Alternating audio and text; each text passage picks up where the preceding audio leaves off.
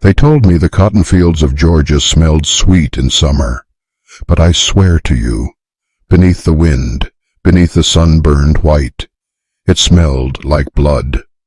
Not fresh blood, but old, forgotten, like something buried still remembers how to rot. In the year 1849, before the war, before the country tore itself open, there was a plantation that didn't exist on any map, yet its name was whispered in the back rooms of Savannah, Black Veil Hollow. They said its owner, Hiram Voss, was a man of means, a scholar of strange breeding sciences brought from Europe. But what he called science, others called something closer to ritual. The hollow sat behind walls of moss and silence. No overseer spoke of it twice. No slave returned from its barns with the same eyes. And though every cotton bale that left that land was whiter than snow, they said the fields grew so well because the soil was fed differently. The story was never supposed to leave Georgia. The county burned the records after the war, and the only remaining diary, belonging to a preacher's daughter, was hidden behind the false back of a wooden cross. She wrote that she heard the screams, not of men, but of women, his own daughters.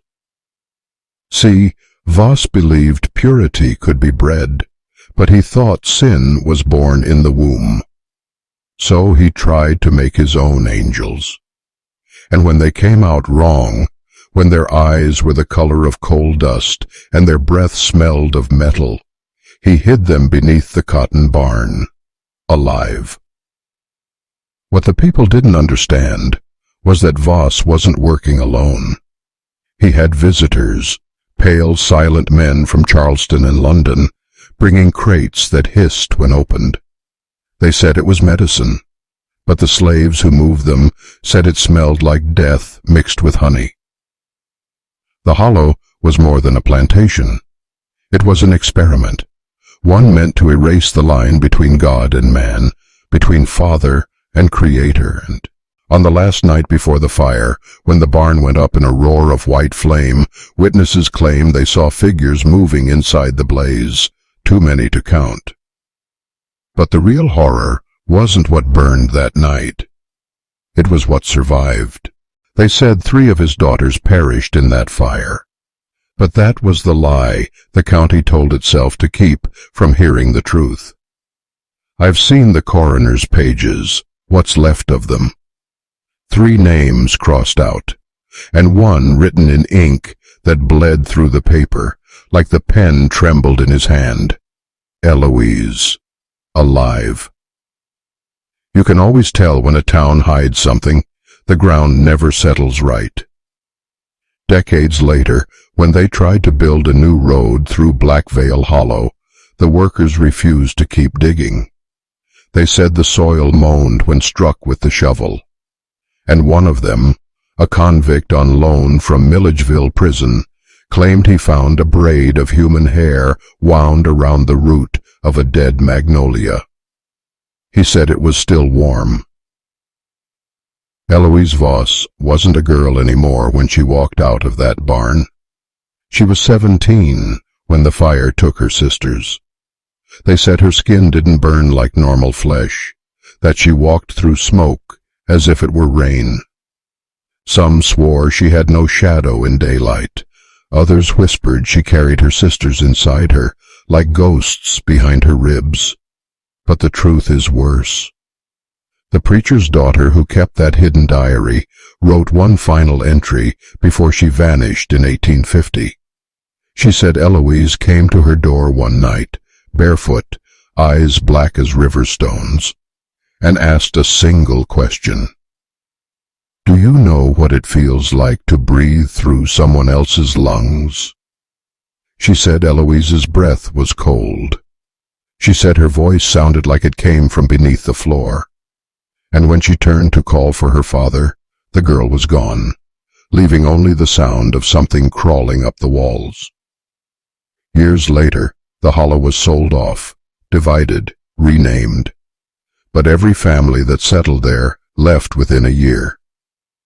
Livestock died without wounds. Children woke with bruises shaped like hands that weren't theirs. And every spring, the cotton bloomed early, even when no one planted a thing. What they never told you, what the history books pretend not to know, is that Hiram Voss's experiment was never about his daughters. They were only vessels. He wanted to see if innocence itself could be harvested, and if corruption, once planted deep enough, could grow its own seed. Some say Eloise still walks the hollow, not alive, not dead, waiting for her bloodline to return. But the deeper truth, the hollow isn't gone. It just changed its name. And if you look close enough at certain farmlands across Georgia, you can still see the soil breathing. They called it a barn. But those who entered said it was more like a church built upside down, rafters black with soot, the air heavy with something that hummed beneath the silence. There were chains, yes, buckets, hooks. But there were also books, pages written in symbols no slave or overseer could read. Some said it wasn't English. Some said it wasn't human. When the wind blew through the boards, the sound it made wasn't the creak of wood.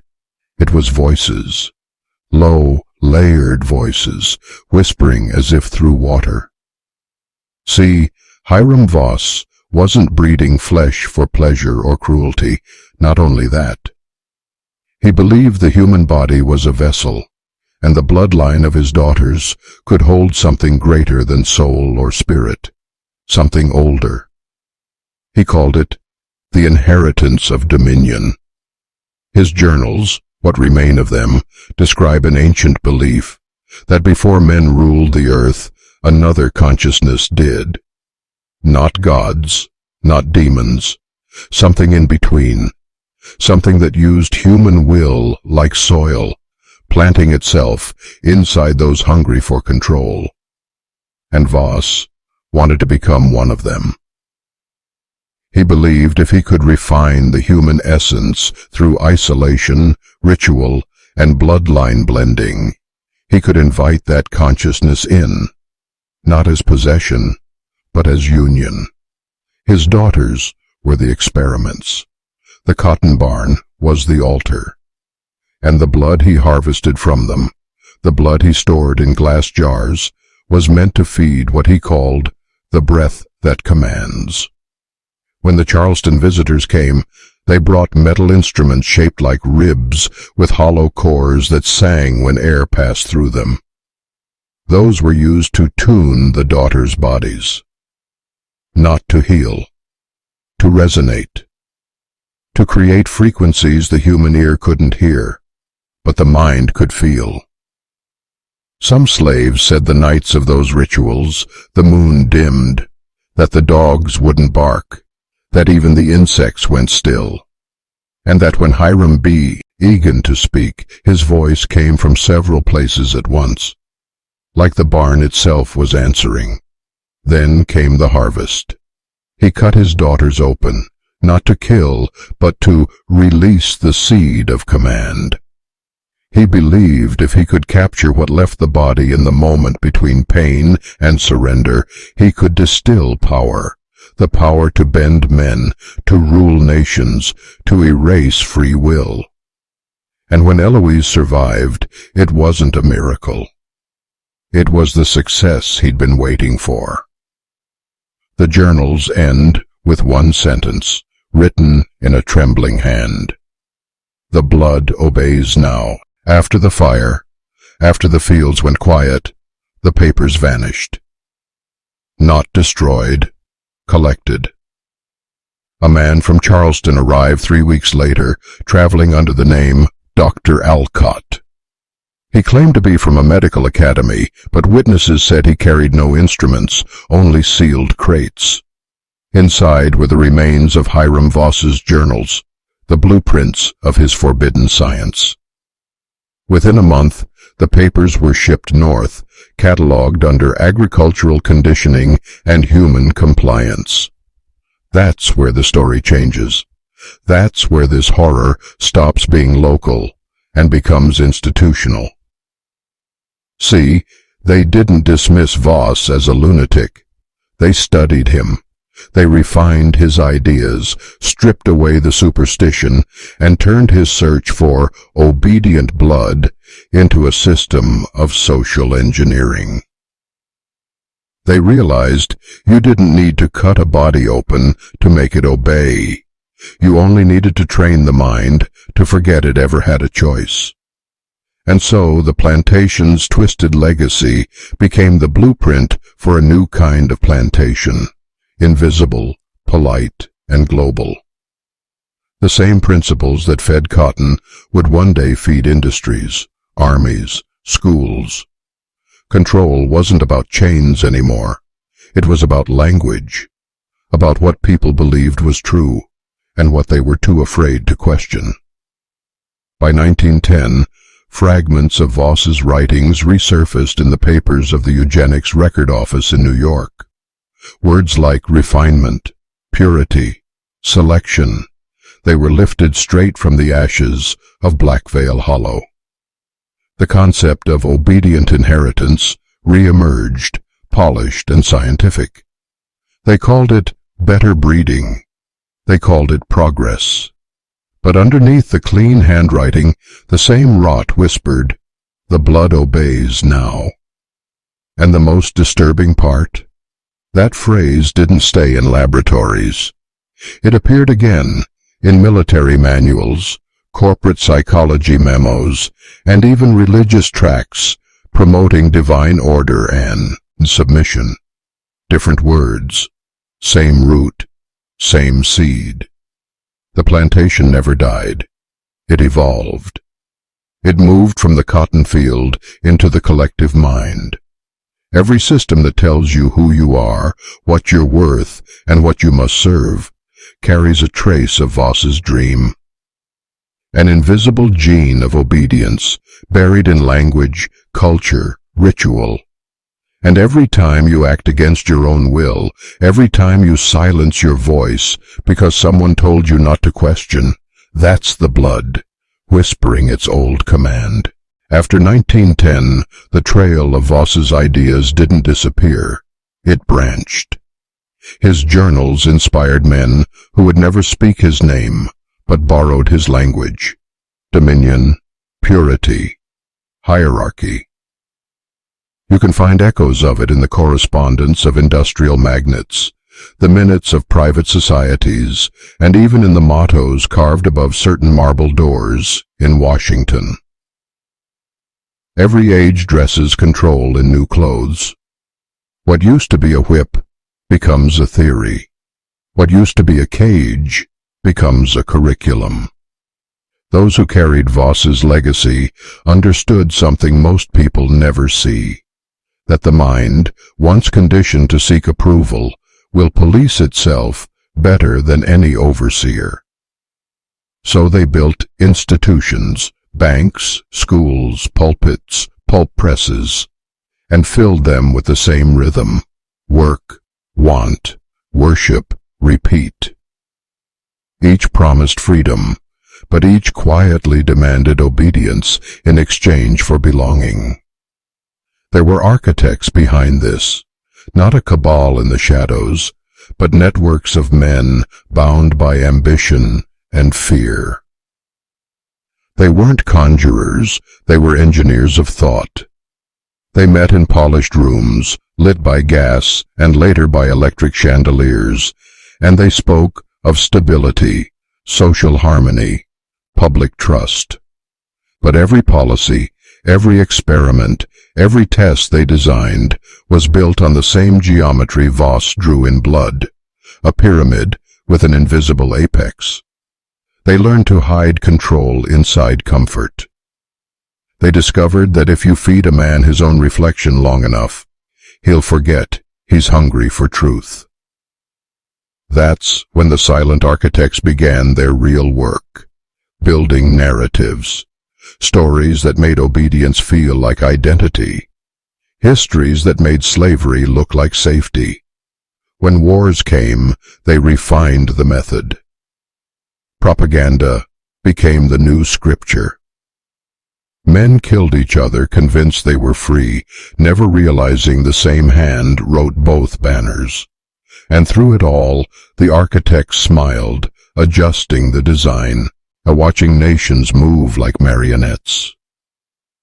Voss's dream had matured. It no longer needed flesh or blood.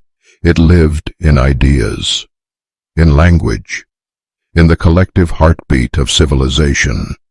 And if you listen closely to the cadence of a commercial, the script of a sermon, or the oath of an office, you can still hear the rhythm beneath it all. The plantation's drum, still beating, still whispering, the blood obeys. When the fields went quiet, they didn't stop harvesting. They just changed the crop. The soil became the human mind, and the new cotton was belief.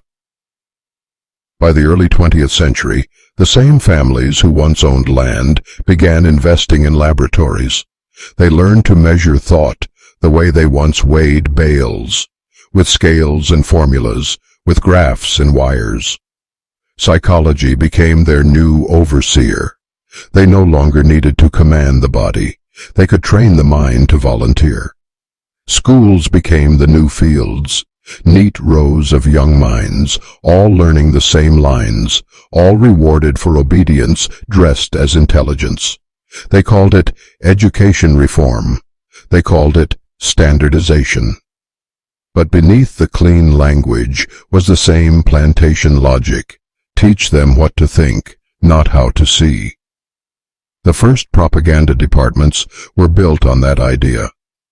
During the Great War, they discovered that fear could be cultivated like a crop, that if you planted enough terror, people would beg for safety even if it cost their freedom. That was Voss's inheritance reborn. The bloodline of obedience no longer flowed through flesh. It pulsed through headlines, slogans, and screens. And when the war ended, they didn't stop. They simply moved the experiments home. Mass advertising, behavioral conditioning, social compliance, every tool had its seed in that same field. They didn't call it manipulation. They called it public relations. They called it progress. The plantation became invisible. The overseers smiled from stages and cameras.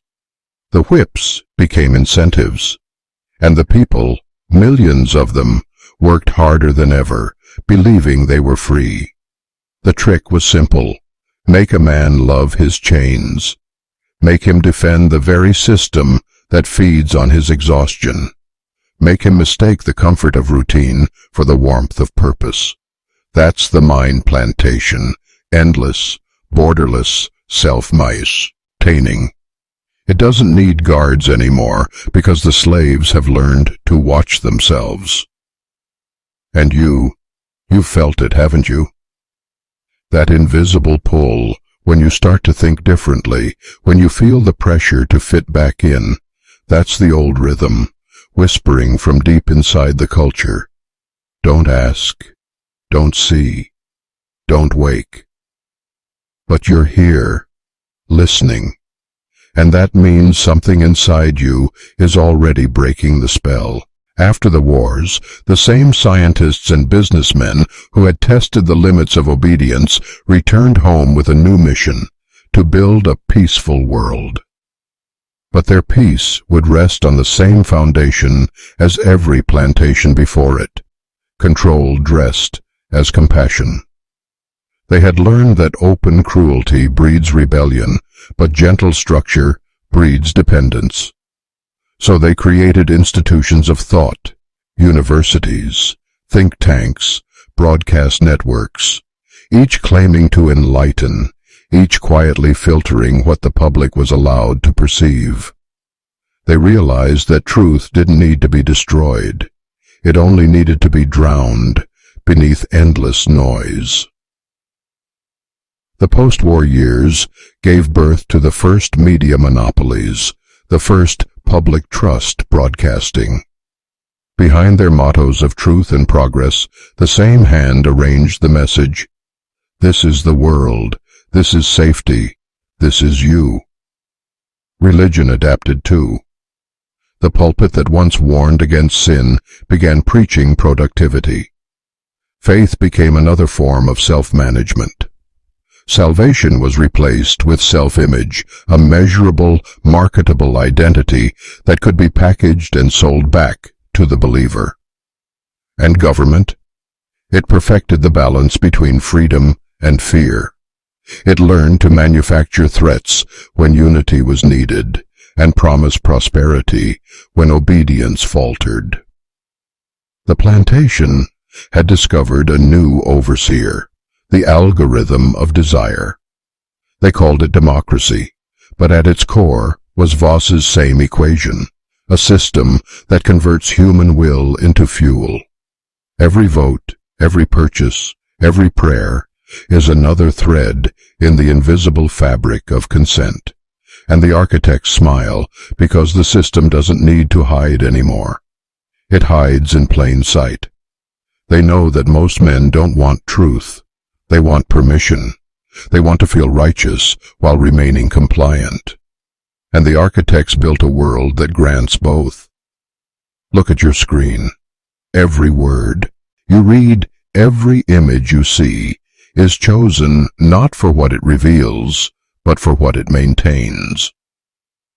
The illusion of choice, the comfort of belonging, the plantation of the mind has become the network of thought. And yet somewhere beneath all that noise, the same whisper remains. The blood obeys. But not everyone. There are still those who feel the static, who sense the lie vibrating beneath every broadcast, every sermon, every promise. You're one of them. And that means you've begun to see the architects for what they are. Not men of power, but curators of illusion. After the wars, the men who built the systems of persuasion discovered a final, subtler tool: silence. They realized that if you can't stop truth from existing, you can stop it from being spoken. You can fill the world with chatter, outrage, and trivia, until the few words that matter drown in the tide. So they began to cultivate silence, not as peace, but as programming. They taught people to fear the pause, to rush to fill every empty space with noise, with certainty. And in that noise, genuine thought suffocates. What's left is compliance disguised as calm. The architects of silence didn't burn books. They flooded shelves. They didn't ban speech. They multiplied voices until meaning evaporated. They didn't chain dissenters. They paid them, filmed them, turned rebellion into a brand. The plantation learned to sing to its workers. Even the sciences followed. Research that didn't serve commerce vanished into funding dead ends. Those who questioned the structure of truth itself were buried under peer review and polite dismissal. Every field learned the same unspoken rule: stay within the grant, stay within the story. And the rest of us? We inherited that silence. We scroll, we consume, we nod, and we forget. We've been trained to mistake awareness for action, to think that noticing corruption is the same as escaping it. That's the genius of modern control. It lets you name your cage, so you'll never try to leave it. But silence has a rhythm, and some of you are beginning to hear it. The small, steady pulse behind the static.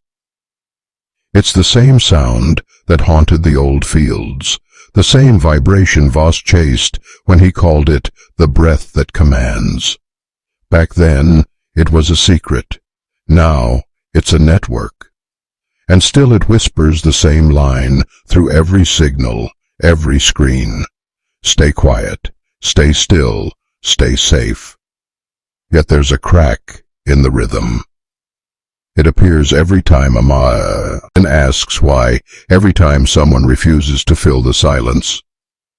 That's where freedom begins, not in shouting, but in listening long enough for the false music to stop. So if you've heard that hollow ringing behind the news, the ads, the algorithms, you're not broken. You're awake. There was a time when control meant chains and laws. Now it means fatigue. If silence was the architecture, exhaustion became the electricity that keeps it running. A tired population is the easiest to steer, too drained to question, too distracted to care. The architects learned that sleep could be taken without touching a pillow. They found ways to keep minds half awake, half dreaming, flooded with information, flooded with want.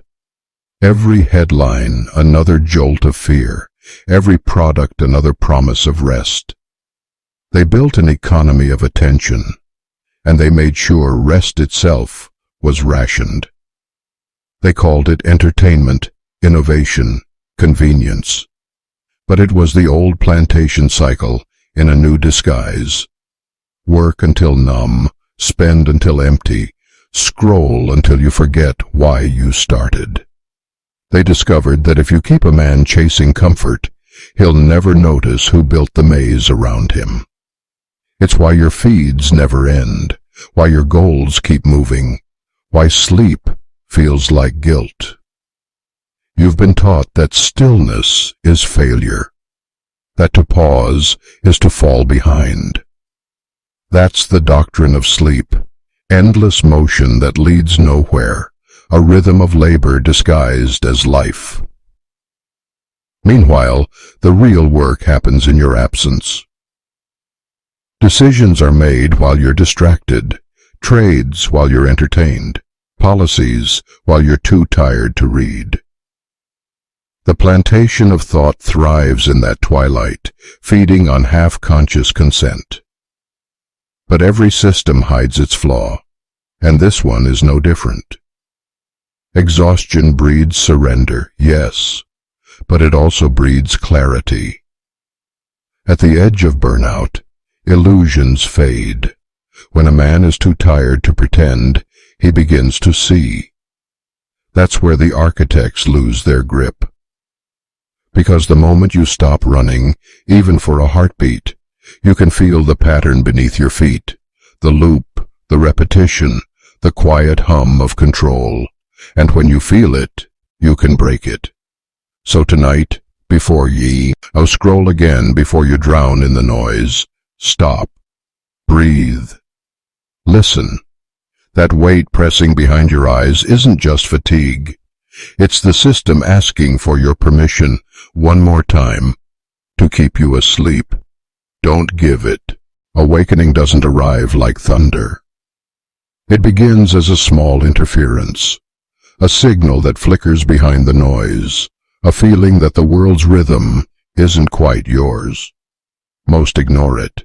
They drown it under schedules, screens, and noise. But once you hear it, truly hear it, nothing sounds the same again. The signal isn't sent from above. It rises from within. Every human carries it, the capacity to see the pattern instead of just living inside it. The architects can suppress, but they can't erase it. That's why they keep you tired, entertained, compliant, because clarity is contagious. This is how it starts. You notice the repetition, the same phrases cycling through politicians, pastors, influencers. You begin to feel how language herds emotion. You realize that every argument is designed not to solve, but to divide. That's the first spark of sight, recognizing the loop. Then you start feeling the architecture of your attention. You catch yourself reaching for your phone, not from need, but from conditioning. You see how comfort traps you, how distraction sells the illusion of choice. It's uncomfortable at first, like waking in a strange room. But it's the beginning of freedom. The signal grows stronger when you stop performing, when you no longer repeat the slogans of either side, when you stop mistaking opinion for identity.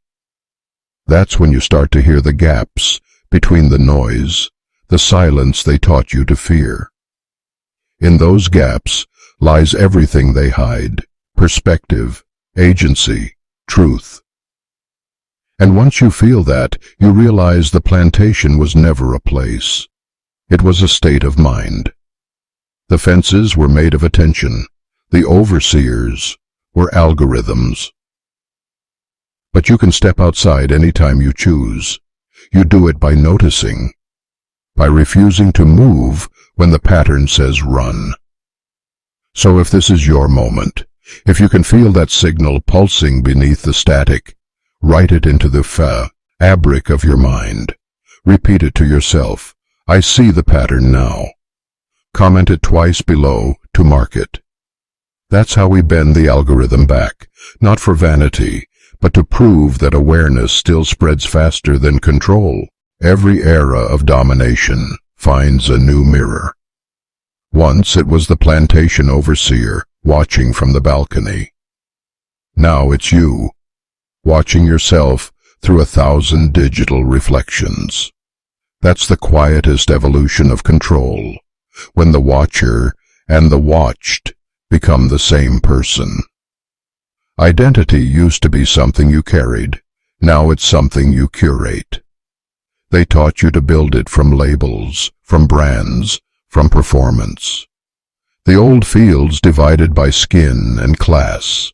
The new fields divide by ideology, by feed, by face.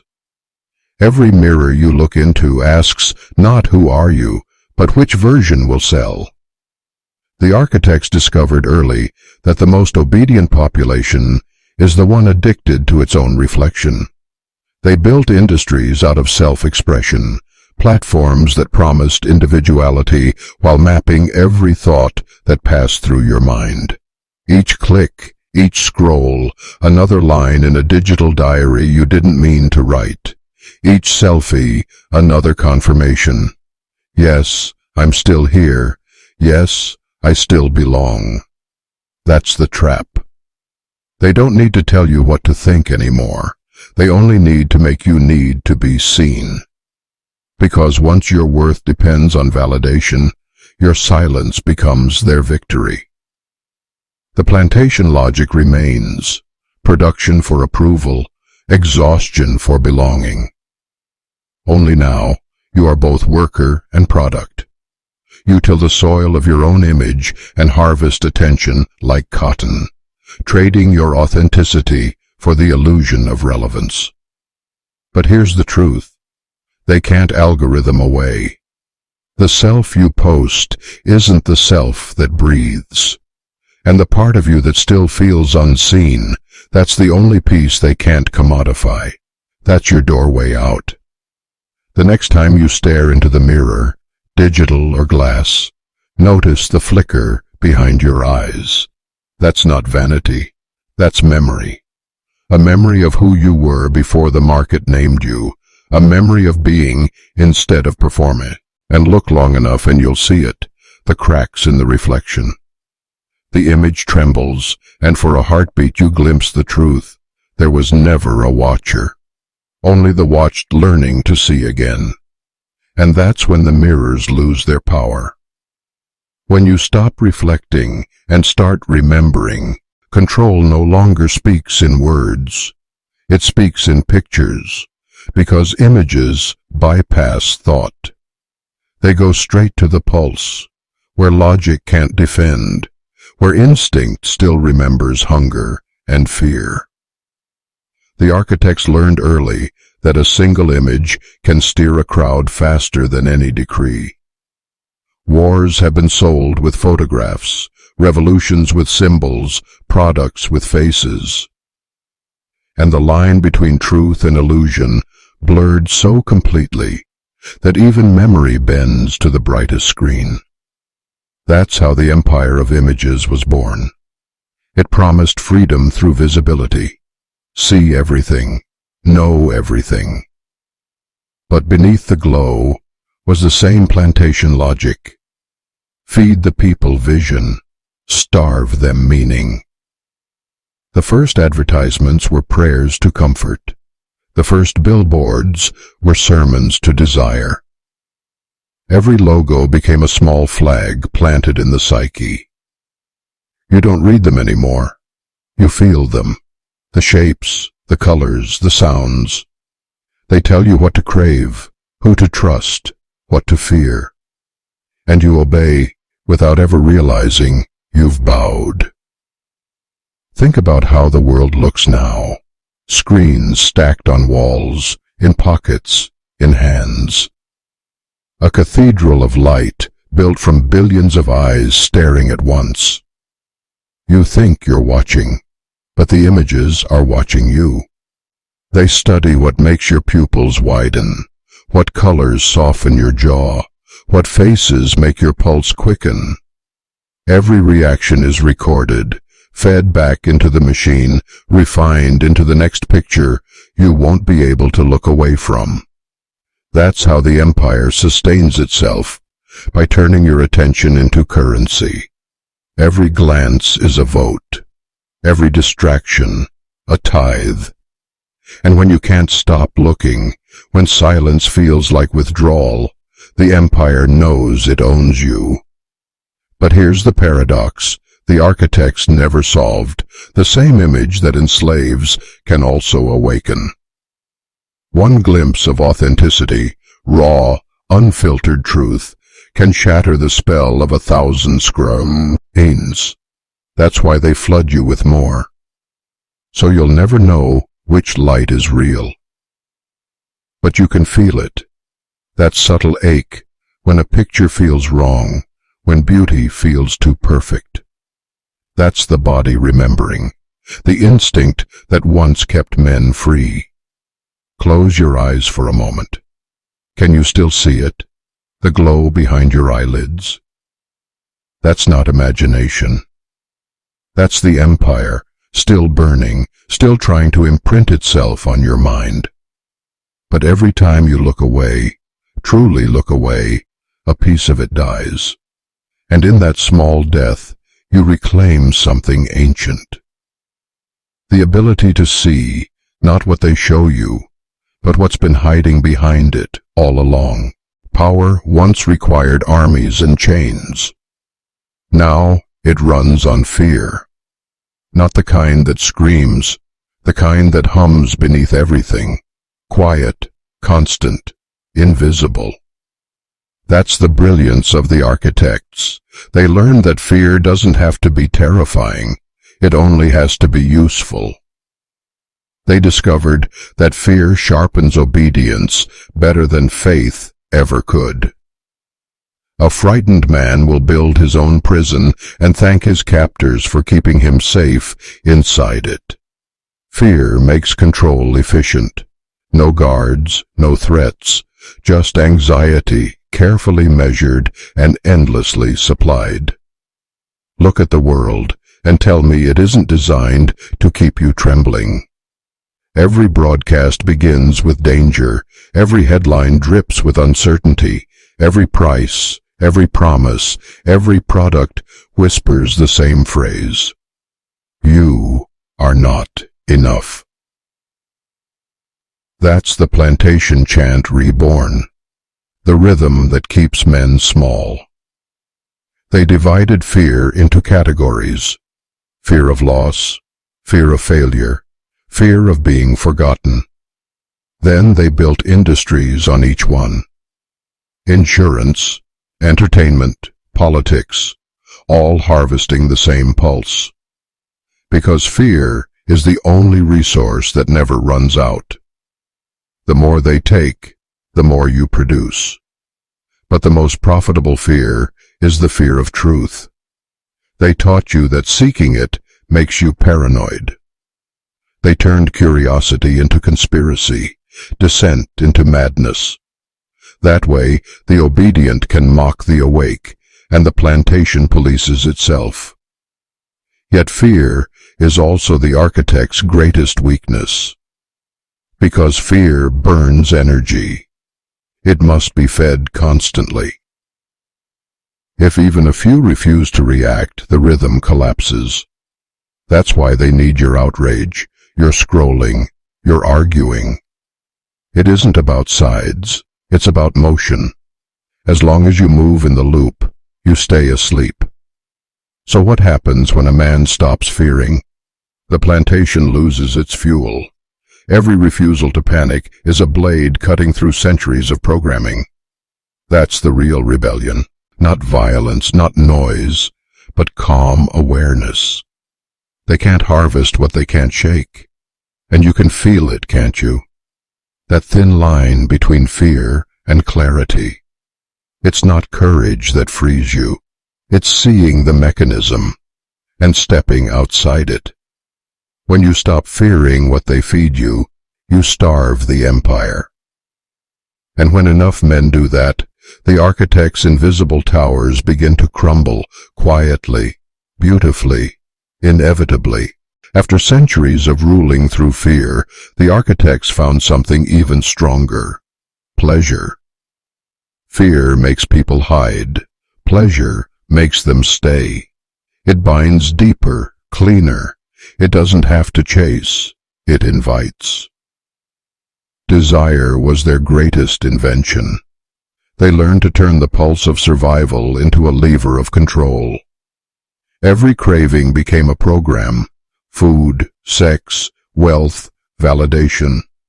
They built a machine that speaks directly to the nerves, a hum of color and sound that tells you, again and again, you could be happier if only you had more. That's the lie that keeps the engine running. The plantation no longer uses whips, it uses dopamine. And every time you reach for your screen, your drink, your purchase, the machine smiles, because it knows you're feeding it willingly. Desire used to be a compass. Now, it's a cage. Once, men sought meaning. Now, they chase sensation. The architects discovered that a man lost in wanting will never notice what he's losing. He'll spend his life consuming reflections of the same hollow promise, mistaking pleasure for purpose. But here's what they don't want you to remember. Pleasure wasn't the enemy. It was meant to be a signal, proof that life still moves through you. The trap came when they separated pleasure from presence, when they sold stimulation without satisfaction. So you chase without ever arriving. You've seen it. The glow of a screen after midnight, the scroll that never ends, the half-smile that fades the second the feed refreshes. That's not joy. It's the plantation disguised as paradise. Every click is a contract, every craving another harvest. The system doesn't care what you love, only that you keep loving something it can sell you. They'll tell you you're free to choose, but they built both sides of every desire. But there's a way out. Look closely at what you crave, not the surface, the taste beneath it. Every desire hides a cue. Question: what are you really trying to feel? Answer that honestly, and the machine loses power. Because the moment you stop chasing, you start seeing. The noise fades, the hunger quiets, and for the first time, the architects can't predict your next move. That's when they fear you. Words used to be spells. They shaped what we saw, what we could dream. Before the empires of machines and images, every civilization guarded its language like sacred fire, because whoever defines a word controls the world it describes. The architects understood this. They learned that you don't need to silence a population if you can shrink their vocabulary. If you can limit what they can name, you limit what they can imagine. They called it standardization, clarity, communication. But what they were really doing was cutting the wings off thought. Every language holds its own map of reality. When they replace the words of depth, honor, reverence, wonder, with words of measurement, efficiency, progress, productivity. They rewired the soul itself. A man who can no longer speak of beauty cannot defend it. A man who cannot describe his pain cannot escape it. And soon, silence begins to sound like sanity. That's how control hid inside language, not by forcing lies, but by offering smaller truths. They made every concept a commodity. Love became a slogan, freedom a trademark, truth a marketing term. And we accepted it, because it felt simpler that way. We started speaking their words until they became our own thoughts. But words still remember. Each syllable carries echoes of its first intention. The language of control may define the world, but it can't erase the one beneath it, the older tongue that still lives in metaphor, in intuition, in the spaces between what we say and what we mean. That's where resistance begins. In reclaiming words that have been emptied, in refusing to use the phrases that make obedience sound noble. Every time you speak with precision, with honesty, you tear a thread from the empire's net. And you'll know you're doing it when people flinch, because truth, spoken clearly, always sounds strange in a world built on euphemism. The architects hear the return of living language, the kind that awakens something ancient in a man, the kind that can't be sold. Because once words come alive again, they stop describing the world. They start changing it. So speak differently. Name things as they are, not as they're marketed. Each word you reclaim is a weapon. Each silence you break is another chain undone. That's how the old plantation begins to crumble. From the inside, through the language that once kept it alive. History forgets nothing. It only waits. Beneath the textbooks and timelines, every age of obedience leaves embers, quiet, buried, breathing in secret. The architects thought they could extinguish them with distraction and comfort. But memory doesn't die. It hides in instinct, in story, in the pulse that quickens when a man realizes he's been lied to. Fire is older than language. It's the first rebellion, the moment humankind refused the darkness. And that's why they fear it. Because fire can't be ruled, it only answers to recognition. The memory of fire lives in you. It's the reason you feel that ache when you read forbidden history, the reason truth burns hotter than comfort. Every spark of awareness is an ancient inheritance, a reminder that your bloodline once carried torches through the night. Throughout time, every civilization built on control has faced the same ending. They all believe they've perfected the system until one generation remembers the heat. Rome had its slaves, its senators, its illusions of eternity. Then came a whisper, a question, a refusal, and the marble cracked. The plantation became an empire, the empire became a nation, the nation became a network. But the pattern remains, and every pattern ends the same way. With flame. But don't mistake this for destruction. Fire purifies. It consumes illusion first, the rotten scaffolding of false order. Then it lights the path forward. That's what awakening feels like.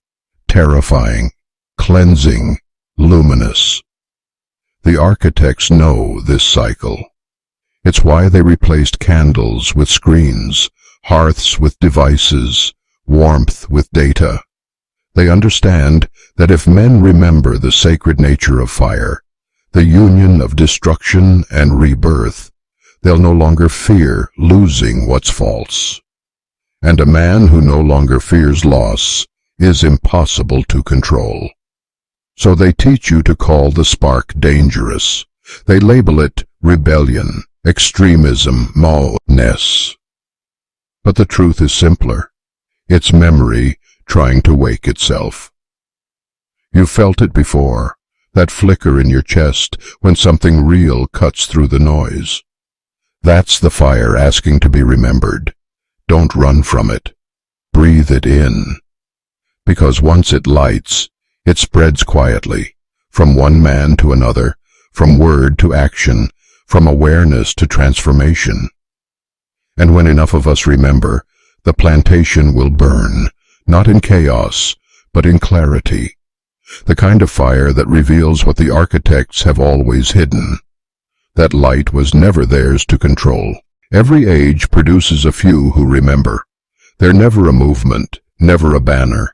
They appear like errant sparks, artists, teachers, wanderers, scientists who refuse to falsify their data, monks who keep writing after the temple burns. They don't call themselves awakened. They just can't stay asleep. The architects call them anomalies. To history, they look like accidents. A painter who smuggles truth through color, a composer who hides defiance in harmony, a mathematician whose equations whisper of freedom. But look closer, and you'll see the pattern. Each carries a fragment of the same code, the same refusal to let memory die. When one system collapses, the heirs gather what's left, the books that weren't burned, the symbols carved into catacombs, the ideas written as myths so the next age can find them again. They hide them in plain sight, knowing the next plantation will need them. That's why the same signs keep resurfacing across centuries: the eye, the flame, the circle, the spiral. They aren't marks of conspiracy, they're breadcrumbs of continuity. Sometimes they meet, sometimes they never do. But they all keep the same vow: to remember, to witness, to pass the spark quietly forward. They don't fight the architects head-on. They teach people to see. They plant new words, paint new visions, write new codes of living that make the old systems irrelevant. Their rebellion is subtle, an act of creation so complete it renders the overseer obsolete. You might have met one without realizing it. The mentor who told you to trust silence again. The friend who asked a question that split your world open. The stranger who reminded you that fear was only borrowed. These are the hidden heirs. Their bloodline isn't genetic, it's perceptual. And when you start to remember the way they do, you join them. You don't need permission or ritual, you only need the courage to hold true to it without worshiping it. Because the moment you do, you carry the same inheritance Voss tried to counterfeit: the authentic dominion of awareness, not control. The architects will never find these heirs because they look like everyone else. They work ordinary jobs, they walk among the noise, but inside them burns the patient light of continuity. They are the quiet proof that every system of domination eventually gives birth to its undoing. You've heard their call, even if you didn't have a name for it until now. And once you recognize it, you'll begin to notice them everywhere: the voices that don't shout, the eyes that see too clearly, the calm in the middle of every manufactured storm. That's how the memory of fire survives. Not through conquest, through recognition. The rebellion everyone imagines, the flags, the noise, the tearing down of walls, never lasts. The architects are ready for that kind of fire. They've built 1,000 extinguishers for it. The rebellion that endures is quieter. It happens when perception shifts, when men begin to see the pattern for what it is and stop feeding it. Every quiet act of awareness is a fracture in the machine. A worker who chooses presence over panic.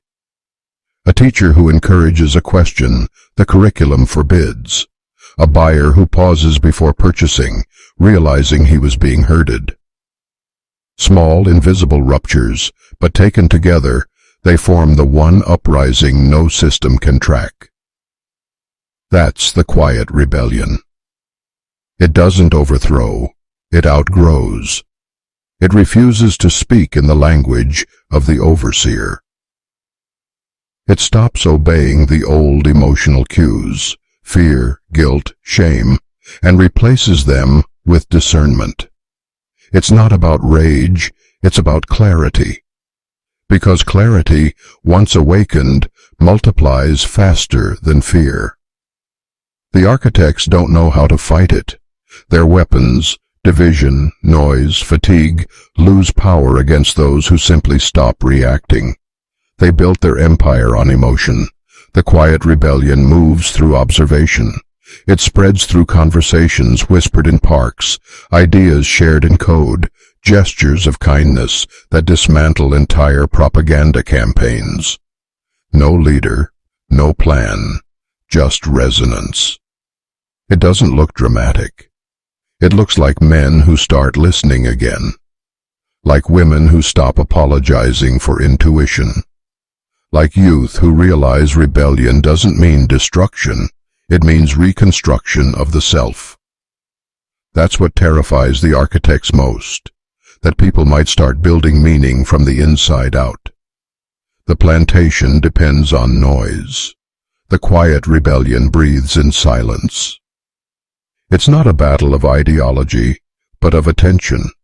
Whoever controls attention controls reality, and every moment you reclaim yours, you weaken their dominion. You'll know it's begun when you notice a stillness spreading, in classrooms, in offices, in families, a calm refusal to participate in hysteria. That's not apathy, it's sovereignty. It's the point where men remember they were never meant to be managed, where the hidden heirs become architects of their own. And it's already happening. The change won't be televised, monetized, or approved. It will unfold like dawn, quiet, patient, unstoppable. Because the most dangerous revolution is the one that doesn't announce itself. It just stops obeying. Illusion can't exist without participation. Every lie depends on an audience willing to believe it. That's the quiet secret the architects have guarded since the first plantation was built. Control is not taken, it's given. They call it stability. They call it order. But all they ever needed was your attention, your consent, your belief that the walls were real. When enough people stop believing, the walls crumble. Not in war, not in chaos, but in silence. This is the collapse of illusion. It begins softly, like static fading from a radio. One day, the slogans stop working. The fear loses its grip. The words on the screen feel hollow. And suddenly, what once terrified you now feels absurd. That's the moment the architecture begins to fall. Illusions thrive on repetition. They feed on your reaction, your outrage, your effort to fight them. But the moment you withdraw your energy, the current reverses. The machine sputters because it cannot run on stillness. You don't need to destroy it. You simply need to stop feeding it. It won't collapse all at once. It never does. You'll see cracks first. Experts contradicting themselves. Institutions exposing their own contradictions. Leaders looking into the camera with eyes that finally betray exhaustion. You'll feel it. That slight hum of unreality beginning to lose coherence. And when it happens, Don't gloat. Don't rage. Just watch. The collapse is not revenge. It's release. The illusion doesn't die with violence. It dissolves in clarity. You might lose your bearings for a while. The systems that told you who you were will vanish, and with them, the old comfort of certainty. That's why awakening feels like falling, because everything false must be stripped away before truth can stand. But beneath that free fall, something solid waits. Reality, raw, unfiltered, unowned. And when enough men return to it, the architects lose their kingdom, because their empire was never made of stone. It was made of stories. So when you see the next collapse, a scandal, a truth revealed, a structure breaking under its own lies, don't look for chaos. Look for light coming through the cracks. That's not the end. That's the first glimpse of the real world they hid from you. And when the illusion finally fades, you'll see it clearly. The plantation wasn't burned. It was unbelieved. When the illusion fades, the silence that follows feels like grief. For a time, you might long for the noise, for the familiar hum of distraction that once told you who you were. That's how deep the plantation reached. Even freedom feels empty at first. But slowly, your senses begin to clear. The light looks different, sharper, older, honest. You start to notice the texture of things again, the grain of wood, the weight of air, the pulse of your own breath. That's the return of the real, the rediscovery of what existed before the filters, before the scripts, before the endless interpretations of experience. You realize the world was never digital, it was alive. That the trees were always speaking, that silence was never absence, but presence waiting to be heard. And the more you see it, the smaller the architect's monuments appear.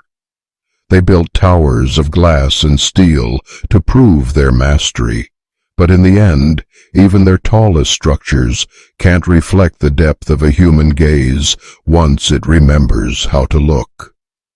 That's why the real terrifies them. It doesn't obey. It simply is. In this phase, you begin to reclaim your senses from the system. Taste begins to matter again. Touch carries meaning. Words stop being signals and become creation. You find yourself drawn to what's unrecorded, unsold, unshared, things that exist only when you're present with them.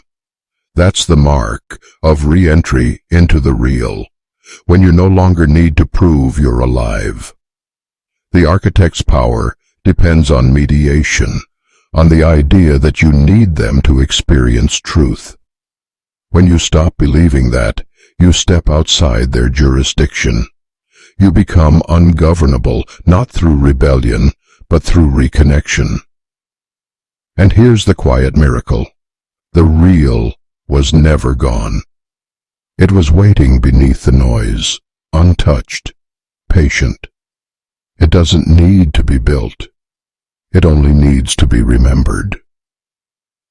So stand there, in the stillness, in the rawness of it. You'll feel disoriented, fragile, maybe even lonely. But that's what healing sounds like when a civilization begins to wake. Because the return of the real isn't a revolution of nations. It's the restoration of attention. It's the moment a man looks at the world and finally sees it unfiltered, undesigned, unowned. And once he does, the architect's empire crumbles beneath his gaze. The real doesn't shout. It whispers, and it waits for you to listen. When the illusions fall away, what remains is raw, unshaped, almost frightening.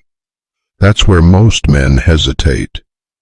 They mistake the emptiness for loss, when in truth it's freedom in its first form. Every story you were told about who you are begins to dissolve, and what's left is the molten core, the self before definition. This is the reforging. It's not a return to what you were.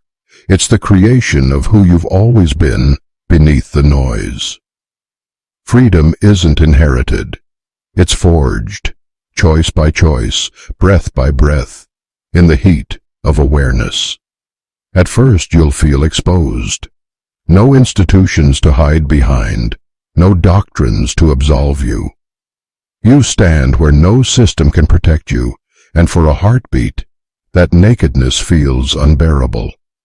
But that's where power begins, the kind that doesn't dominate, but simply exists. The old world taught you to build a self out of comparison, a reflection crafted from approval and competition. That self was armor.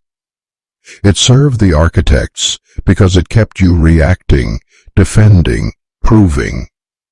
The true self doesn't need proof. It doesn't perform. It witnesses. As you reforge, you learn to sit in stillness without reaching for distraction. You begin to act not from impulse, but from insight. You realize that purpose was never something to chase. It was something to remember. And every time you align word, thought, and action, you temper the new self, like steel cooling after fire. The world will still whisper its temptations, comfort, outrage, belonging.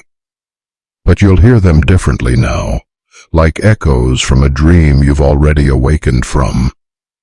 You no longer need to fight them. You simply see through them. That's how control ends, not with rebellion, but with recognition. You'll start noticing strength in unexpected places, in patience, in restraint, in the quiet conviction that no one can take what you no longer outsource.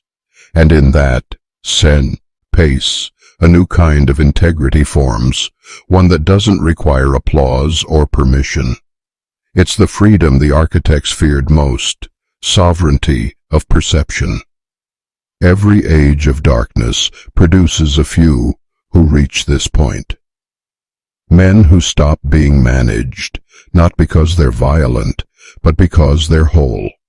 They live deliberately, speak carefully, and their very presence disturbs the machinery of control. This is what the architects can't imitate, authenticity born from awareness. It doesn't sell, it doesn't divide, it doesn't obey. It simply is. That's what you are beginning to remember. That's what reforging feels like. And once you've felt it, you can never return to the mold they made for you. Because the self, once tempered in truth, can no longer be shaped by fear. Once a man begins to wake, the system does not send soldiers to his door. It sends offers. It sends applause. It whispers, "Tell us your story. Brand your truth. Let us make your awakening easier, faster, profitable." That is the architect's last trick, commercialization. When control through fear and desire fails, they turn to flattery. They sell you the image of rebellion while keeping the structure of obedience intact. You've seen it. The slogans about freedom, printed by the same corporations that mine attention for profit. The documentaries about corruption, funded by the very systems they condemn. The endless advice promising authentic living. If you'll just subscribe, just buy, just follow. This is how the empire survives its own exposure. It repackages awakening as a lifestyle. It makes truth another commodity. It turns enlightenment into entertainment, courage into content, sovereignty into self-branding. And the moment you accept the offer, the machine hums back to life. soft, sleek, grateful. But awareness that's for sale isn't awareness anymore. It's marketing. Real insight can't be owned. It isn't loud. It doesn't perform. It changes how you move, not how you look. The architect's final hope is that you'll mistake recognition for arrival, that you'll join a new tribe, learn its slogans, and stop thinking again. That's why every movement seems to mirror the system it claims to fight. Because the easiest way to neutralize truth is to turn it fashionable. The antidote is humility. You don't need to destroy the machine. You just stop letting it define your meaning. Awareness isn't rebellion. It's relationship, with work, with people, with the world itself. When you begin acting from that quiet center, nothing can recapture you.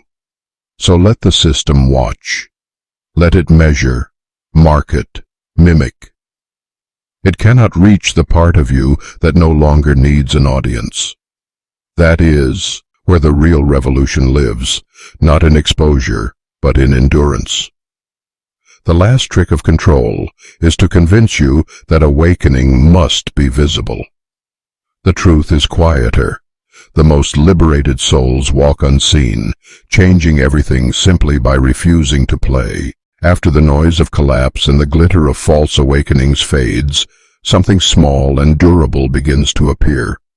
It doesn't come from speeches or manifestos. It begins with repair. That's what the quiet builders do. They start mending what was real before everything became performance. They don't ask for power. They ask for participation. A teacher reimagines a classroom so curiosity can breathe again. A farmer returns to the soil, grows food that feeds rather than exploits. A coder writes programs that serve people instead of profit. A father listens without distraction. A friend tells the truth even when it costs comfort.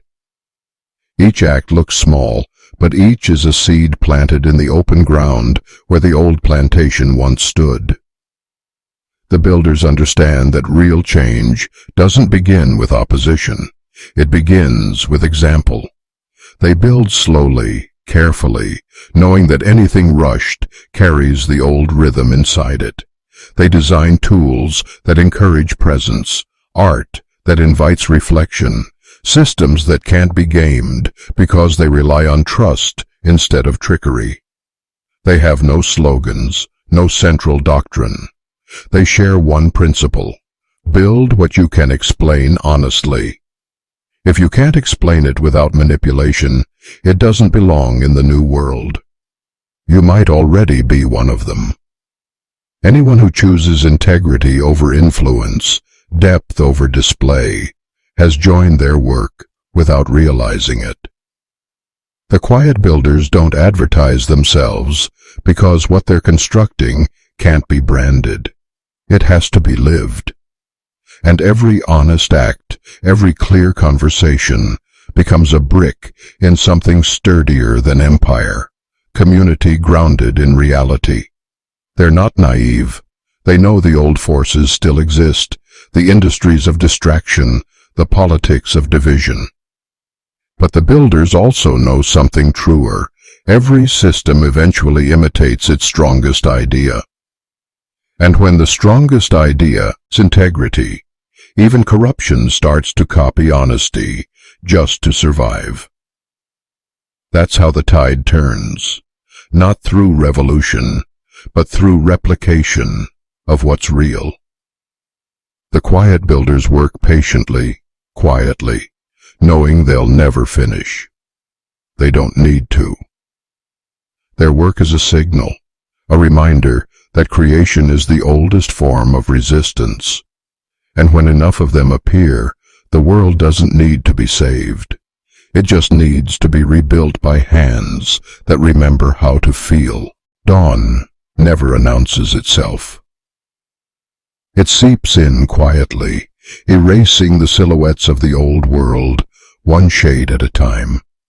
There's no triumph, No anthem, no banner in the sky, just light, honest and steady, touching everything that endured the dark.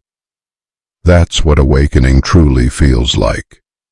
Not fireworks, not revolution, just the slow, patient return of reality. The plantation of the mind was never eternal. It was only ever a story told long enough to be believed. And now, as the last echoes of that story fade, you can finally hear the world breathing again. Bird song instead of broadcast. Wind instead of noise. Your own heartbeat instead of the hum of instruction. The architects still exist, but their power ends where your attention begins. They were never gods, only reflections magnified by fear. And once you stop feeding them, they vanish like mist in sunlight. You don't need new idols. You don't need new saviors. You just need to stay awake, awake enough to keep seeing clearly, listening deeply, living deliberately. That's all the real ever asked of you. The quiet builders will keep building. You will keep remembering. And every choice made in truth will ripple further than any deception ever could. Because truth doesn't shout. It resonates. And resonance remakes the world. So stand here in this light you've earned. Breathe. Look around. Nothing supernatural, nothing secret, just life, raw and radiant, waiting for your participation. The age of control ends not with destruction, but with comprehension. And comprehension leads to care. Care leads to creation. Creation leads to freedom. That's the arc. That's the dawn. Not a new system, but a new way of seeing. And it begins, right now, with you. Because the truth was never forbidden. It was simply waiting for someone brave enough to notice.